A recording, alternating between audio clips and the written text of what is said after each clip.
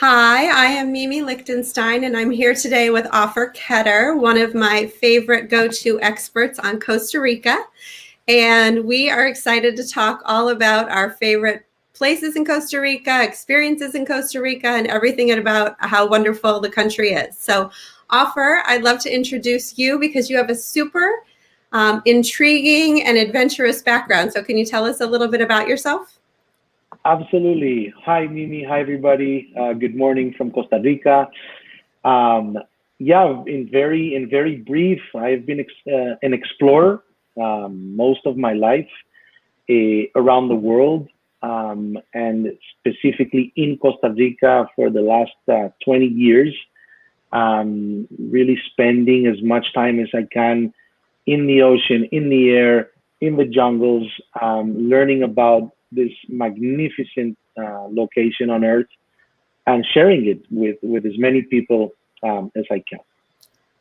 Well, that's great because, for all of us who love to go adventurous places and do really cool things, to have somebody like you in a place like Costa Rica, to me, is like perfect blend. So thank you for joining us today.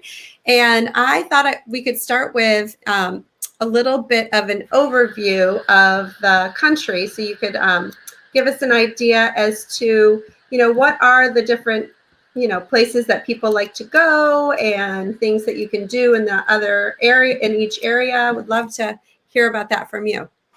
Fantastic. Absolutely. So, yeah, we're looking at a map of Costa Rica. Costa Rica is geographically in Central America, but obviously from a continent point of view, it's still the North American continent. It's just one country before South America. So to the south of Costa Rica, we have a border with Panama. To the north, we have the border with Nicaragua. To the east, we have the Atlantic or Caribbean coast, and to the west we have the Pacific coast. So you can see that very well in this map.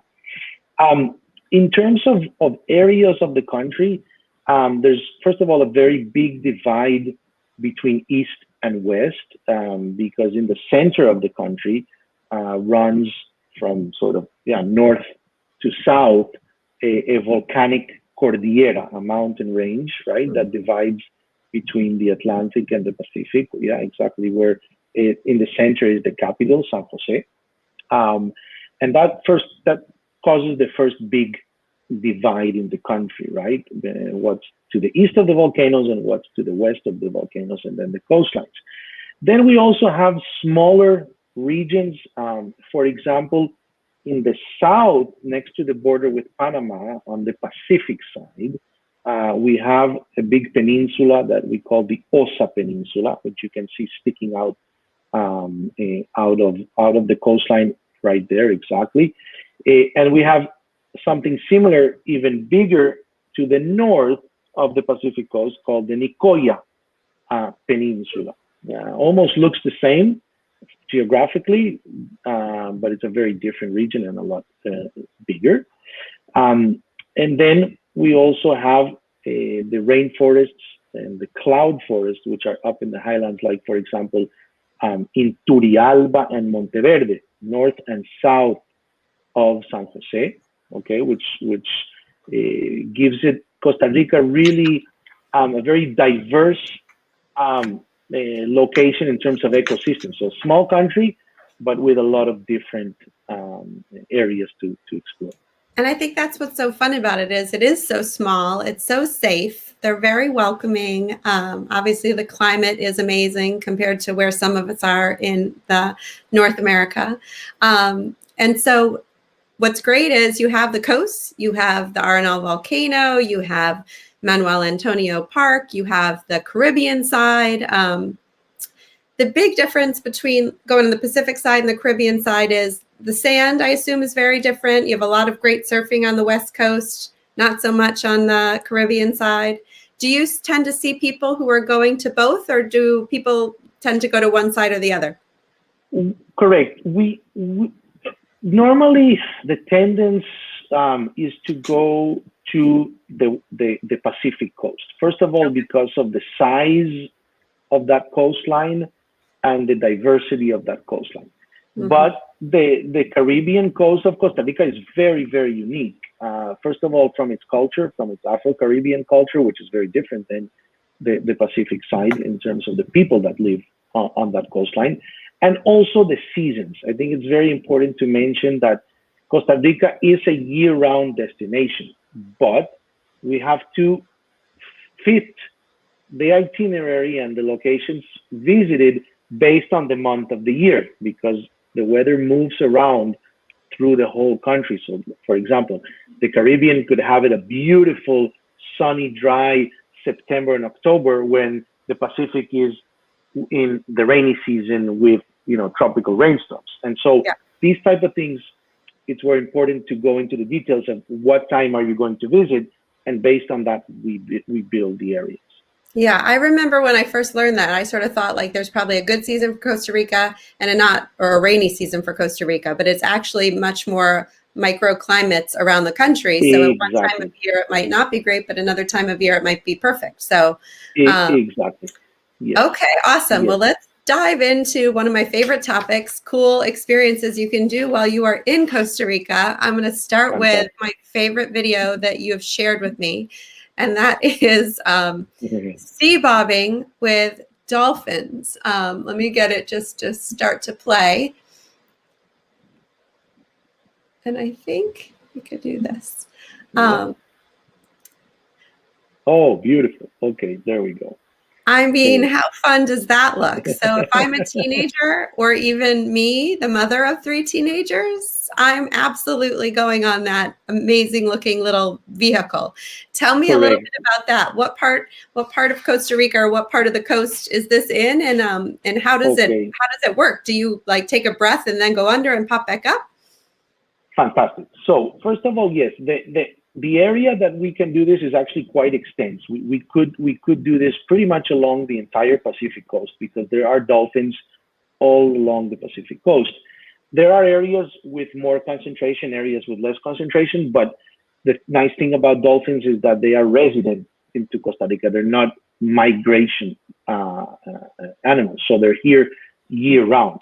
So we could customize that experience depending on where we are in what part of the country.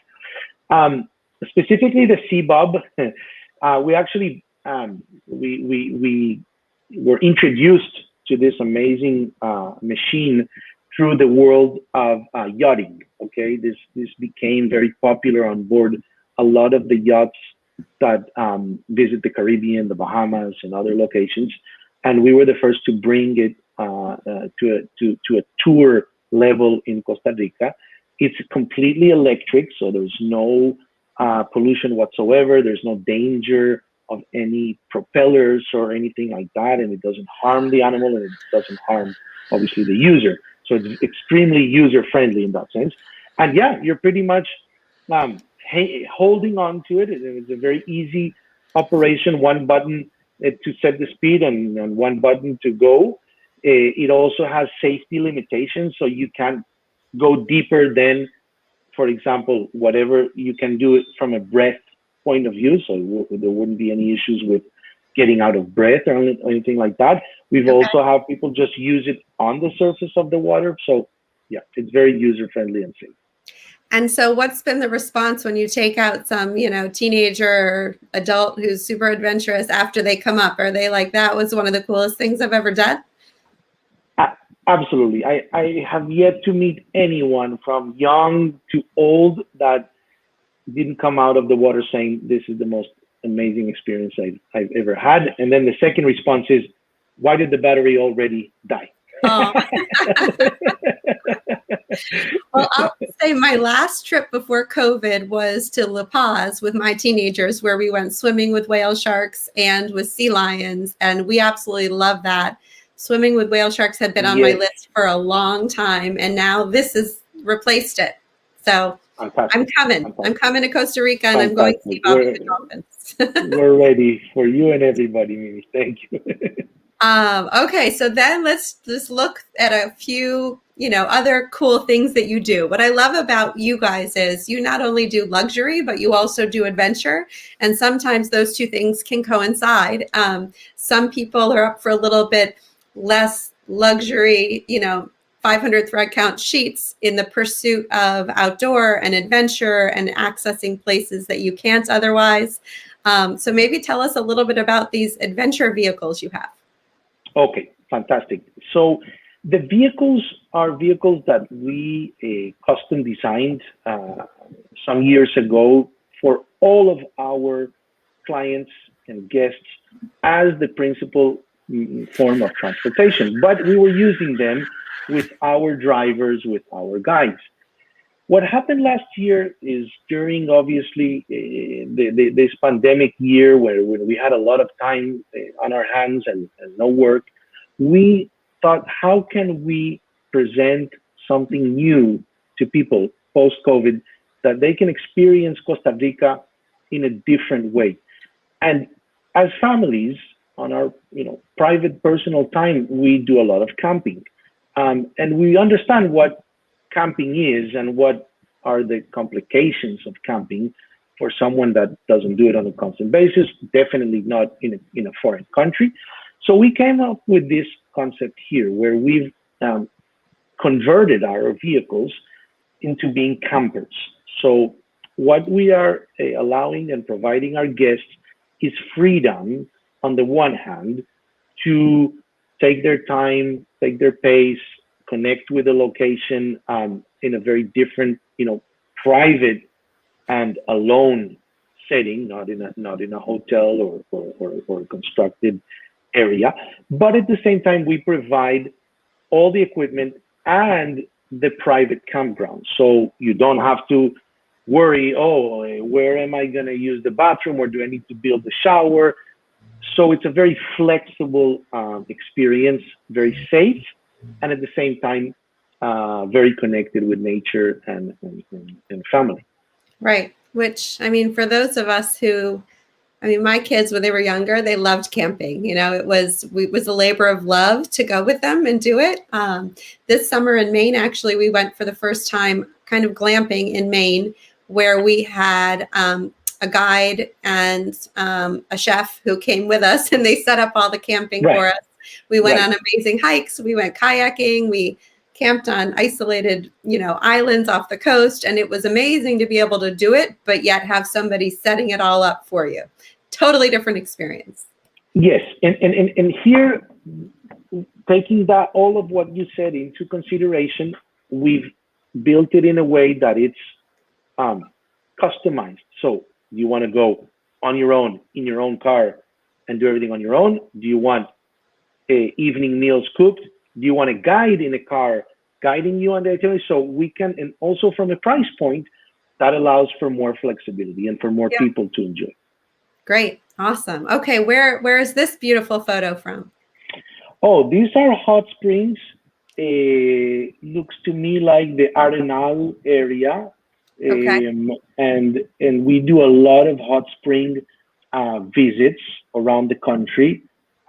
Some of the properties have hot springs on property, and some of them are hot springs that we know in nature. But definitely, there's nothing more relaxing at the end of a day, an active day, just to sit in some natural volcanic springs, for sure. That's a big like from everyone. It seems like a perfect combination to me. Get up early, go do something adventurous, then come back and lounge around in hot springs. No complaints. Absolutely. Yes. Here is another example of these hot springs, and how they're always going to be in a natural setting, which makes them even more special. It's not just a spa with hot water in a spa structure. It's a natural spa where you're sitting outside and the wildlife is there, and sometimes you're sitting in the hot spring and it's raining, which makes it even more magical. So yeah. And might you see monkeys or sloths or toucans about? Absolutely, yes. That's the magic of sitting in nature and having time to appreciate it. and also being very comfortable with the water temperature, and you never know what's going to cross from tree to tree. Above you. Absolutely. Yeah. Watch out. Oh, here's the adventure vehicle. It looks like it Yes. must be quite adventurous this day. Yes, a lot of our transfers, we don't like to even call them transfers, because we turn the day or the time where we're moving from an area of the country to another, or from one hotel to another, to an adventure, right? It becomes part of the adventure. So that's an example. And I think, when I look at planning so many trips for families, that's such a key part of it, because, I'll touch on too, this is a good spot about the distances. Oftentimes when you're going to more developing countries, if something says it's 40 miles, don't count on the fact that that's going to take you 40 minutes. That could take you 2 hours, right? And you could be crossing roads like this one. Exactly. Right? So having an adventure or going in some sort of unconventional transportation, I think, is always a fun way to not make it a drudgery part of the trip, but make it the fun part of the trip. That's exactly what was in our minds when we designed this into the itineraries. It's how do we turn that, everybody, let's put our bags, check out, put them in the van, get on the highways, get stuck behind a truck, and then get to the next hotel, into, this is an adventure day where anyway, we're going to get to the next hotel. So that's exactly, we can do it by mountain bikes, we can do it in off-road vehicles, we can do it by SUV, we can do it by helicopters, by planes. Really, obviously the budget will define, but the experience will always be an adventure. That's what it's about. I love it. The word adventure to me just makes me excited. So, here's some buggies. My kiddos have driven these things in the deserts of Morocco, in the Merzouga Desert, but this looks like a lot of fun. And do they go in the jungle or on the beaches, or where do these go? We go normally, in the forest and in the jungle. We don't ride them on the beach. We definitely stick to trails. Some of them in either private farms that we use to visit some natural phenomena. If it's a tropical dry forest or a rainforest, or we end up at a waterfall. So yes, it's about driving safely in an environment that we can stay safe and not harm it, but also having the fun of the adrenaline of driving off-road, crossing rivers, climbing up some rock steps and things like that. How old do you have to be to drive one of these? You have to have a driver's license. Okay. You have to have a driver's license. Yes, correct. You have to have a driver's license. As you can see, a lot of these vehicles that we use are completely enclosed, in the sense that they're more protective than just your regular quads. And as well, they are side by side. So you can always have, if it's a younger person that doesn't have a license, can sit in the front next to a driver. So he's part of the experience, for sure. Yeah, so fun. Okay, well, this reminds me of a place in Alaska I'm going to be talking about in 2 weeks. They do something very similar, heli-mountain biking. Where do these go from, and where do you take people to? It looks like you're going far away. Yes, so this specific activity we've always operated here in the Papagayo region, where people spend their time on the beach, but want to enjoy a mountain setting, which by car could take from an hour and a half to 2 hours one way. And with helicopters, we can do it in 15 minutes and do activities that you can enjoy in the mountain. In this case, it's mountain biking. So we can fly from the beach, from the coast area, up into the volcanic mountains, and then start our mountain bike adventure. And then when we end, get picked up and flown back to the coast. So that's awesome. A very, very special day. It looks like it. And this, yes. I love this picture. This is coming back to the coast at the end of the day. Exactly. With the sunset in front of you. It's almost like you're killing two birds with one stone, because you're getting a scenic ride and a cool mountain biking experience. That's what makes Costa Rica so so amazing because the distances, like we said, in general, even if they're by car, they're still relatively small compared to the diversity. It's not driving a very long coastline that is very similar for long times. So the coastline is very unique, and from the coastline inland, and suddenly you're in a different destination, and you didn't even realize that the time passed. So yeah, we do a lot of those combinations, like this year. Like the rafting rivers. The rafting rivers, of course, they start up high in the mountain range and they flow down to the coast. So they are a perfect combination of mountain and coast. And a lot of these rivers are accessible from the coastline in a few hours short drive, or by helicopter directly to the side of the river, and we raft, and then we get back to the coast easy. Or, of course, if we're staying in properties that are in the mountains, then it's another easy, half-day experience from mountain properties. And is it, I've sent people river rafting on the rafts before. Obviously, this looks like there's kayaks too. Would those be the two major modes of transportation on the river? Yes. Specifically, the kayaks are used by safety kayakers to provide safety. Of course, if someone is a kayaker and is an experienced kayaker, we can assess the level of their experience in kayaking wide rivers and then provide that experience by kayak, for sure. But the rafts, I would say, are for the majority of the people. Okay. And then this picture I love. Yes.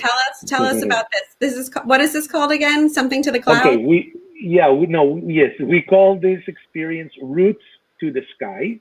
Roots to the Sky. And this is, I would say, a bit of a twist to the classic ziplining experiences of Costa Rica, which are very popular and very well known and very fun.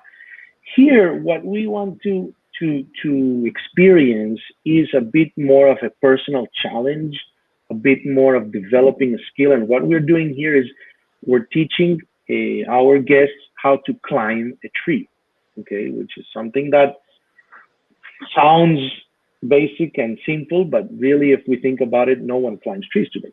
And so here we're going back to the forest, we're going back to our natural instincts, of course, with all the safety equipment necessary and all the guiding and all the instruction, but it's about your personal achievement. It's about your personal challenge to find the route. How are you going to get up the tree? Okay. Yeah. And of course, based on our experience, we teach, we help, we assist where needed, and everybody makes it to the top of the tree, and that's what counts. And remind me too, Ofer, I think that you told me when I first learned about this, that you can actually do it with people who have limited mobility or some sort of physical challenge. Absolutely. We've actually been privileged to have this experience with even people that are handicapped or have one leg, for example, paraplegic, and it's all about the technique. It's all about the procedures and the safety, and we just adapt to the abilities of each person. And based on the abilities of each person, we add the tools that are necessary. And like I said, we want everybody to experience getting up to the top of a canopy, sitting up there. I can tell you, and you will do this, Mimi, when you come to Costa Rica, the excitement of getting all the way to the top, it's very hard to in words to describe it, really. And to sit up there and look at the forest from above and hear them. Awesome. Okay. I thought I'd bring in a little bit. This is the cultural pictures. Correct. This one, and I think I had one. Yeah, this one too. Correct. I thought was fun. Exactly. So first of all, to clarify, we do not offer bull riding as an experience. Okay, we do not. That's not something that we think would be safe enough and do. But it is part of the Costa Rican culture, and that's important to understand. It's not bullfighting. It's not anything that is harmful to the animals. It's part of the rural history and culture of this country. And it's a big part of the pastime and the fiestas, the family and local parties or events that are done on festive days in the villages. And we want to show that, right? We want to show that. So the next picture that you showed is what you can experience, and that's riding the Costa Rican version of a mechanical boat right there. And it's very fun. And It looks very fun. time. Yes, people have a great time, and it's a big laugh. And we always do this really with a real village, a real community. It's not a place where, oh, here's another tour bus coming to have a cultural show. And these are real villages and real farms and real families that are just sharing their fun pastime with our guests. That's awesome. Well, so many great experiences. We don't have pictures of everything, but there's also amazing surfing and horseback riding. Oh, yes. The list goes on. All the water activities you can imagine. Of course, the hiking in the nature trails and the wildlife viewing, and a lot of, I think, I mentioned in the past in our conversations, the fact that you can take your knowledge, if you have a hobby or you have an outdoor activity that you practice, to another level in Costa Rica, because there's so much outdoor, it's all the time available. And so whatever the guests have interest in can either learn how to do it or develop their abilities to another level. Yeah, well, I'm all for getting outside of your comfort zone while traveling. I think it's such an awesome opportunity for so many people because you're already sort of out of your normal environment. So you might as well try something new or push yourself a little further, right? Yes. And we believe the same. And all of our guides, both male and female, are experienced in different outdoor activities and can teach. So there's definitely that aspect of instruction and learning and trying something that you've never tried before, for sure. Awesome. Well, so let's transition now maybe to accommodations. I never like to say hotels because there's so many more than hotels in the world, right? Whether it be resorts or tree houses or bubble tents or glamping. So I have a collection of pictures about some of the places that we could talk about. Obviously, there's just way too many ridiculously amazing, beautiful places in Costa Rica that we can't touch on all of them. But some of my favorites or the more popular ones, I grabbed some photos of. This is of the Four Seasons, which is, I think, just a couple years old now. I mean, who wouldn't want to take a bath in that bathtub, right? Absolutely. No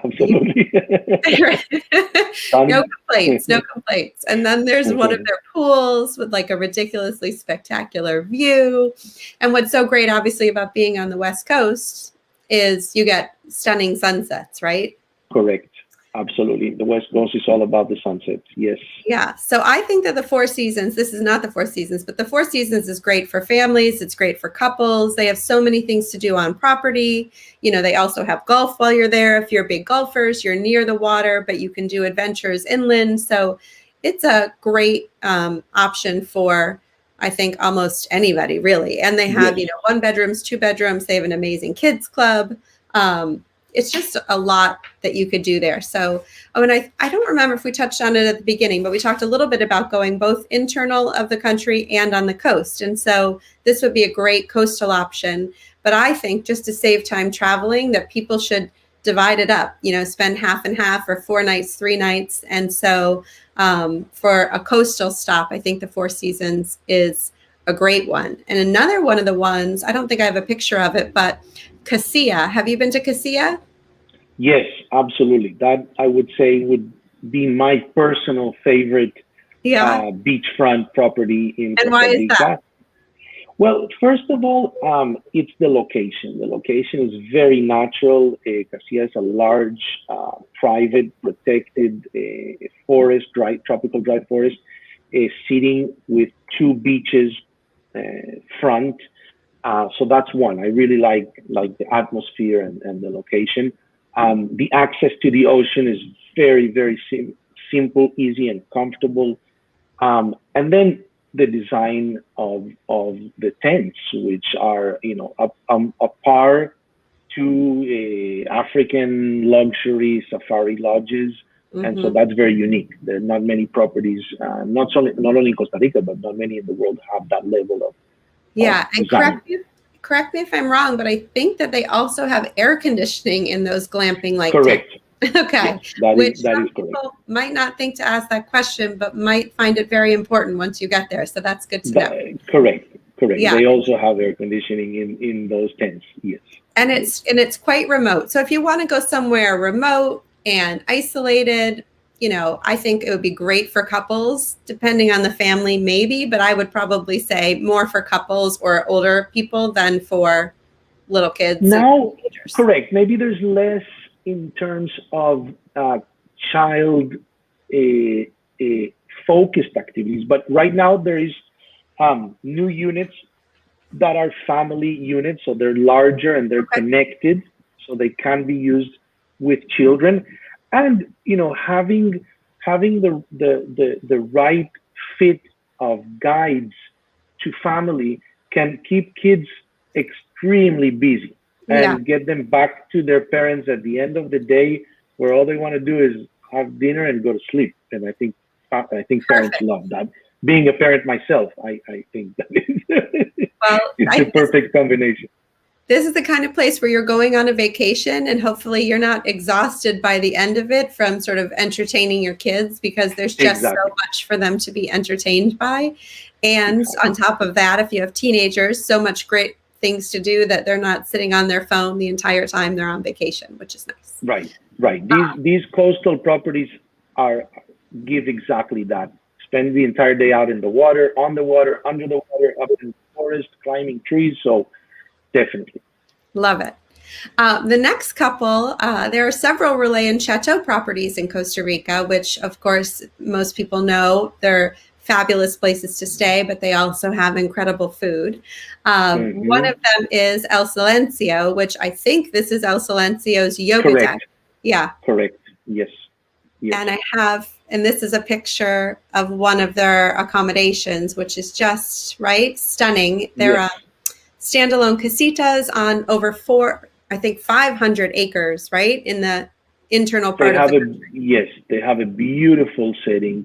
They sit literally inside the forest, and the property is located in an area that is less visited, which makes it attractive in that sense. Which are I would call it eastern or Caribbean slopes of the Poas volcano. So they are near the capital. They're near San Jose. They're near Poas volcano, which is a popular destination. But you continue a little bit past where everybody goes, and you arrive in El Silencio, and the setting is fantastic. They have great food, like you mentioned. They have beautiful hiking trails on property, which can be hiked at leisure without any planning or anything like that. There's a waterfall on property, so definitely a highlight. Yeah, and then so this is Kura, which again, just look at that setting, is so spectacular. That pool and that deck to look at the stars or watch the sunset. Yes, Kura is a villa property, so the multiple villas, adult only. So it's designed for a different mindset of really disconnecting, from the daily intense pace of wherever you're coming from. The views are stunning. These are views of the southern Pacific coast of Costa Rica. And from an activity point of view, if you want to leave the property even for a few hours, there's plenty to do on the coast. This is a prime whale watching area of humpback whales, but also a lot of jungle waterfalls that can be hiked to, and waterfall pools in the jungle that can be visited. So definitely can be on many itineraries as a worthy stop. And I would also add that they think they have the Forbes Most Glamorous Resort in Costa Rica title. So that sounds right there like a amazing place. Yes, Yeah, there's fantastic. their pool, right, where you could just sit and have lunch right here next to the pool or watching the sunset with a cocktail. And then, I mean, look at that. You can't beat that, Exactly.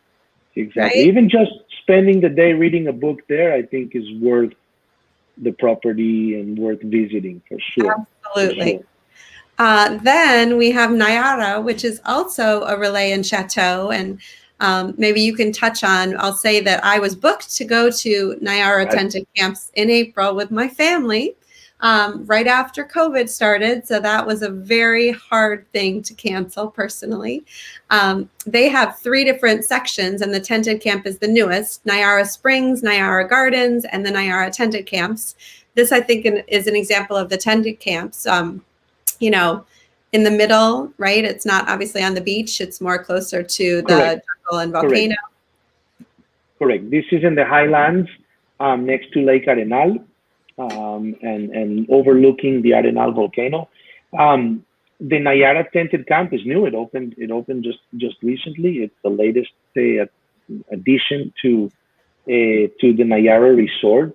Um, what can I say? I mean, the rooms, they are fabulous. They're really at the highest level of detail of a room. Calling it a tent is is sometimes almost downgrading the room experience in that sense. But So it's like for a tented sure, air quotes. It's an air quote tent. yeah, exactly. I mean, it's a tent because of the material that it's built from, but you don't feel that you are in a tent in any way Yeah. from that point. And the pools are heated with the natural spring water, so the temperature varies in between, lukewarm to warm to hot, depending on the nature of the water at the time, and also allows you access to all the facilities that Nayara Resort has. So it's interconnected. You can walk between the areas. Um, this is, I would say, more for families that are looking for more organized, structured activities, okay? Because the Arenal area is one of the longest operating tourism centers of the country. So there's lots of organized activities which are fun and easy to access. I would say less for the adventurous. They might feel like they're visiting a place that has been visited many times, which is true.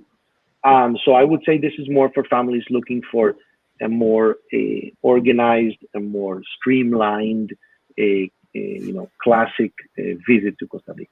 Yeah. Okay. Well, I mean, I just want to sit there and take my picture in that pool. Correct. Yes. Yes, I did that also.